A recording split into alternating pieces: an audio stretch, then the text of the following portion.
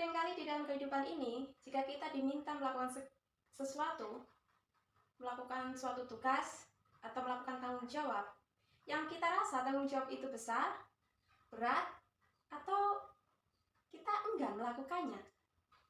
Biasanya kita akan mencoba mencari cara untuk memberi jawaban menolak tugas atau tanggung jawab tersebut. Atau seringkali kita lari dari orang yang memberikan tugas itu, sehingga kita berharap sebetulnya tugas itu diberikan pada orang lain. Seperti di dalam cerita Alkitab, Musa pada mulanya ketika dia dipilih Tuhan untuk membawa bangsa Israel keluar dari Mesir, Musa juga memberikan banyak alasan. Tetapi kalau Tuhan sudah berkehendak, Tuhan tidak akan mengubah panggilannya. Dan kehendak Tuhan, firman Tuhan pasti digenapi. Demikian juga yang terjadi pada Yunus. Kisah Yunus di dalam Alkitab, kita dapat membacanya di Yunus 1 sampai 4. Cerita tentang Yunus ini tidaklah begitu panjang, hanya terdiri dari 4 pasal. Di pasal yang pertama sampai yang ketiga, kita boleh melihat bahwa Tuhan memanggil Yunus supaya Yunus pergi ke kota Niniwe. Kota Niniwe, kota yang pada masa itu melakukan kejahatan dosa besar, sehingga Tuhan berencana untuk memusnahkan kota itu. Tetapi Tuhan memberikan satu chance atau kesempatan terakhir dengan mengirimkan Yunus untuk menyerukan pertobatan. Tetapi Yunus ketika mendapat panggilan Tuhan ini, dia lari dari Tuhan. Dia naik kapal, dia pergi ke Tarsis.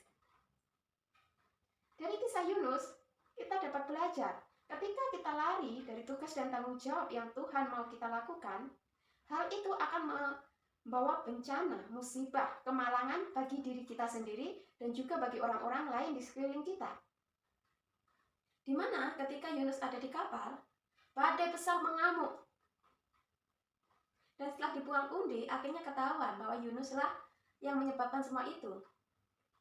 Lihat, orang lain pun mengalami bencana, mengalami kerugian karena Yunus. Dan akhirnya Yunus sendiri menanggung akibat dari ketidaksetiaan atau lari dari tugas dan tanggung jawab yang dibebankan kepadanya. Dia dilemparkan ke laut. Tetapi Tuhan kita adalah Tuhan yang penuh kasih. Tuhan yang memberikan banyak kesempatan di dalam kehidupan ini. Dan Tuhan juga memberikan kesempatan pada Yunus untuk merenungkan kesalahannya, sehingga Tuhan mengutus seekor ikan besar untuk menelan Yunus, dan Yunus berada di perut ikan selama 3 hari 3 malam. Di dalam perut ikan, tentu saja Yunus tak dapat melihat apa-apa, hanya kegelapan. Dan kalau kita membayangkan di perut ikan, tentu saja banyak makanan, kotoran, dan segala sesuatu yang boleh kita katakan menjijikkan. Dan di perut ikan, di mana Yunus mengalami seolah-olah dia sudah mati ini, di mana sepertinya tidak ada harapan, gelap gulita. Akhirnya dia menyadari kesalahannya dan dia bertobat. Akhirnya Tuhan, setelah 3 hari 3 malam, Tuhan pun akhirnya mengasihi Yunus, sehingga ikan besar itu memutarkan Yunus ke daratan. Dan pada akhirnya Yunus pun pergi ke kota Niniwe dan dia menyerukan pertobatan. Di kota Niniwe, orang-orangnya adalah orang-orang yang percaya pada Tuhan. Bahkan raja kota itu pun mengumumkan puasa, merendahkan diri. Dan setelah penduduk kota Niniwe ini berpuasa, merendahkan diri, meminta ampun pada Tuhan, akhirnya Tuhan tidak jadi memusnahkan kota Niniwe. Tetapi kita kembali kepada Yunus. Apa yang terjadi pada Yunus? Ketika Yunus tahu bahwa Tuhan tidak jadi menghukum kota Niniwe, dia merasa kesal, dia merasa sakit hati, dia tidak terima. Dan sebetulnya dia tahu Tuhan ini Maha Pengasih dan Penyayang, tapi dia tidak terima kalau Tuhan menyayangi kota Niniwe ini. Padahal sebelumnya Tuhan pun sudah menunjukkan kasih atau menunjukkan kesempatan, memberikan Yunus kesempatan agar Yunus pun bertobat, sehingga Yunus tidak mati di dalam perut ikan 3 hari 3 malam. Tetapi ketika Tuhan memberikan kesempatan ini pada orang lain, Yunus tidak terima. Yunus merasa mungkin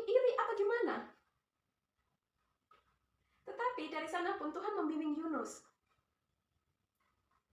Tuhan menunjukkan bahwa Tuhan itu menyayangi semua orang, tidak kira dari suku apa, bangsa apa. Tuhan menyayangi kita semua, seluruh umat manusia di dunia ini. Jadi melalui kisah ini mari kita belajar bahwa kasih Tuhan itu tak terbatas. Tuhan sanggup rela untuk merasa kecewa, disakiti. Dan Tuhan tetap memberikan kesempatan-kesempatan pada kita. Bukankah sama seperti kita hari ini? Seringkali kita melalaikan tugas dan tanggung jawab kita. Seringkali kita meninggalkan Tuhan. Seringkali kita lari dari panggilan Tuhan. Seringkali kita tidak peduli pada orang lain. Walaupun Tuhan inginkan kita peduli pada orang lain. Tetapi selama kita masih hidup, saya yakin itu adalah kesempatan dari Tuhan. Kesempatan yang diberikan pada kita agar kita berubah, agar kita bertobat, agar kita betul-betul menunjukkan, betulkah kita sudah menyayangi Tuhan, mengasihi Tuhan sebagaimana Tuhan menunjukkan cinta kasih-Nya yang begitu besar pada kita. Dengan jalan kita mengasihi sesama kita, mengasihi orang-orang lain yang asing, yang mungkin masih jauh dari kita. Mari saudara sekalian, kita belajar untuk menjadi kasih Tuhan itu dengan mengasihi sesama kita. Karena dengan jalan begitu, orang lain yang belum mengenal Tuhan boleh mengenal Tuhan melalui kehidupan kita. Jangan jadikan hidup kita ini egois. Keselamatan jangan kita pegang sebagai sesuatu yang hanya untuk kita. Tetapi mari kita bagi, kita teruskan keselamatan dan kasih Tuhan itu pada orang lain. Sehingga orang lain pun boleh diselamatkan dan boleh mendapatkan kesempatan yang lain.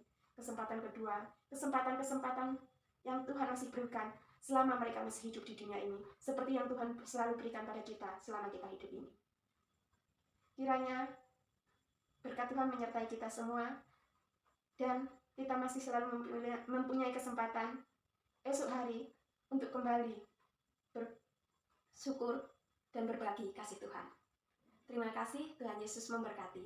Shalom, bye-bye.